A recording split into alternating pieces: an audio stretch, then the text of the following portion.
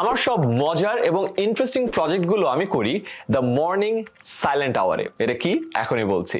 আমাদের অনেক প্যাশনের কাজ থাকে না, যেসব কাজ করতে আমরা অনেক পছন্দ করি, এই কাজটা আমরা করেই ছাড়বো, খুব ভালো করে প্যাশনেটলি এই কাজটাতে ফাটাই দিব, বাট কোনো সময় করার কোনো স্কোপ থাকে না। সারাদিন কাজের ভিড়ে ক্লান্ত লাগে, কাজটা ধরাই হয় না, শুরুই করা হয় না। এই কারণে শুক্র শনিবার আমাদের ছুটি থাকে না, সকালবেলা একটু ঘুমটাও বেশি হয়, কারণ ওঠার তাড়া থাকে না। সকালবেলা ওঠার পরে যেহেতু ছুটি, খুব একটা কাজের প্রেশারও থাকে না, অ্যান্ড ওই সময়টা কিন্তু মাথা খুব ভালো কাজ করে। এটাকেই বলে দ্য মর্নিং সাইলেন্ট আওয়ার।